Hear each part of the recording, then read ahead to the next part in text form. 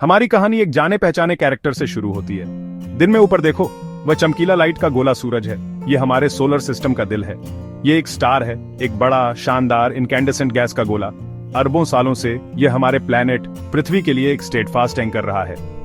हर सुबह इसकी किरणें हमें ग्रीट करने के लिए 150 मिलियन किलोमीटर खाली स्पेस से ट्रैवल करती हैं। इस जर्नी में लगभग 8 मिनट लगते हैं।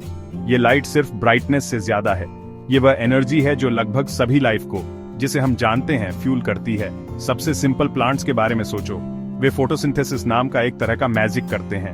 वे अपनी फूड बनाने के लिए सनलाइट, पानी और कार्बन डाइऑक्साइड का यूज करते हैं। सूरज से हमारा कनेक्शन हमारी बायोलॉजी और हमारी कल्चर में लिखा है। हमारी बॉडी में इंटरनल क्लॉक होते हैं, सर्केडियन रिदम, जो दिन और रात के साइकिल के हिसाब से होते हैं।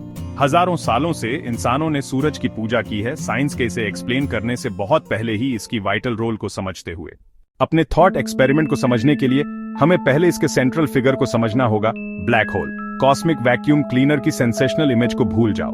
रियलिटी में यह स्पेस में सिर्फ एक जगह है जहां ग्रेविटी इतनी इनक्रेडिबली स्ट्रांग होती है कि कुछ भी नहीं, यहां तक कि लाइट भी एस्केप नहीं कर सकती। यह यूनिवर्स के कुछ सबसे मैसिव स्टार्स के लिए अल्टीमेट एंड पॉइंट है। जब इन जाइंट्स का फ्यूल खत्म हो जाता है तो वे अपना बहुत ज्यादा वेट सपोर्ट नहीं कर पाते। एक पहाड़, पूरा पहाड़ लेने की कल्पना करो और उसे एक रेत के दाने से भी छोटा होने तक क्रश कर दो। पहाड़ का मास, उसका वजन अभी भी वही है।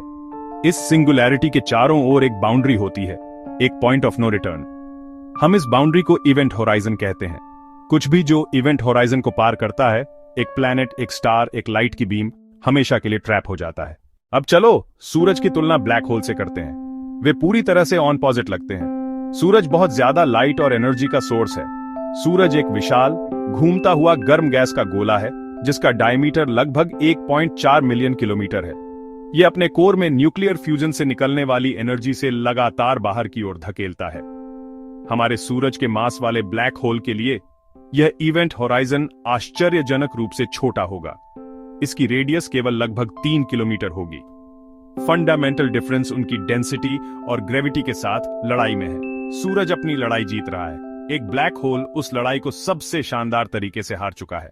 चलो अपना एक्सपेरिमेंट शुरू करते हैं। पृथ्वी पर एक नॉर्मल दिन है, अगस्त 17, 2025। अचानक एक पल में ऐसा होता है, सूरज उसी मास के एक ब्लैक होल में कोलैप्स हो जाता है। सबसे पहली चीज जो हम नोटिस करेंगे वह क्या होगी? लगभग 8 और आधे मिनट तक बिल्कुल कुछ नहीं। लाइट और ग्रेविटी एक ही स्पीड से चलती हैं, कॉस्मिक स्पीड लिमिट। फिर वह आ जाएगा एक साथ। आसमान काला हो जाएगा। रात का काला नहीं, जहां चांद और तारे दिखाई देते हैं। यह उस जगह पर एक गहरा, पूर्ण अंधेरा होगा जहां सूरज हुआ करता था। तारे, जो हमेशा दिन के आसमान में थे लेकिन सूरज की चमक से धुंधले हो गए थे, अचानक दिखाई देने लगेंगे। हम एक तारों भरे दिन में डूब जाएंगे। मानवता पर मनोवैज्ञानिक प्रभाव तत्काल और विनाशकारी होगा। कल्पना करो कि पृथ्वी के सूरज की रोशनी वाले हिस्से पर हर व्यक्ति सूरज को उसी पल गायब होते हुए देख रहा है। तो हम अंधेरे में डूब गए हैं। सूरज चला गया है, उसकी जगह एक छोटा, अदृश्य ब्लैक होल आ गया है।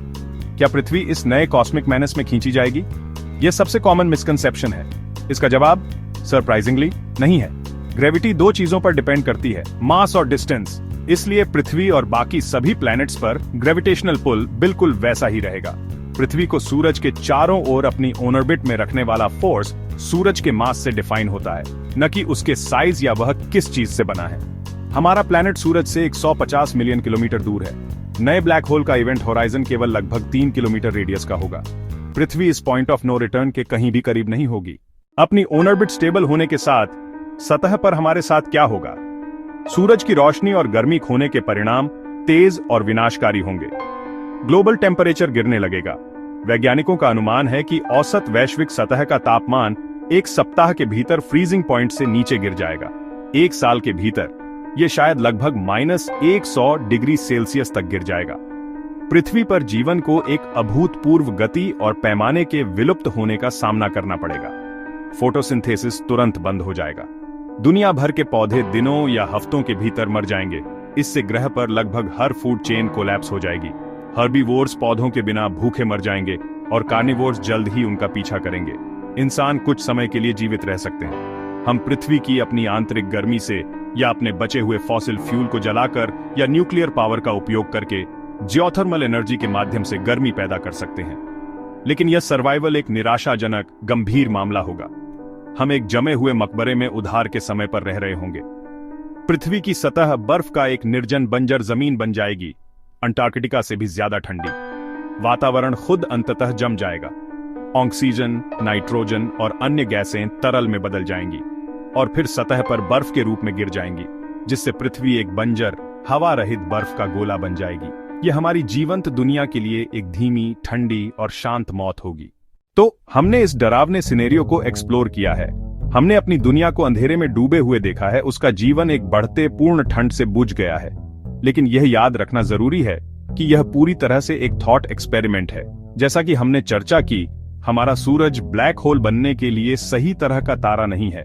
इसमें जरूरी मास की कमी है। हमारा सूरज एक व्हाइट ड्वार्फ बनने वाला है, ब्लैक होल नहीं। यह क्या होगा अगर सवाल इसलिए महत्वपूर्ण है क्योंकि यह हमारे भविष्य की भविष्यवाणी नहीं करता, बल्कि वर्तमान को उजागर करता है। यह हमें उस नाजुक संतुलन की सराहना करने के लिए मजबूर करता है जो हमारे अस्तित्व को संभव बनाता है। ब्रह्मांड हिंसक और एक्सट्रीम घटनाओं से भरा है, सुपरनोवा, गामा रे बर्स्ट और ब्लैक होल। लेकिन यहाँ मिल्की वे के हमारे छोटे से कोने में जीवन के उभरने, विकसित होने और एक प्रजाति के ऐसे सवाल पूछने के लिए अरबों सालों से परिस्थितियां बिल्कुल सही रही हैं। सूरज को देखना हमें हर रोज यह याद दिलाना चाहिए कि हम कितने भाग्यशाली हैं। हम सितारों के बच्चे हैं, अपने ही सूरज के कोमल, जीवन देने वाले प्रकाश में रहते हैं।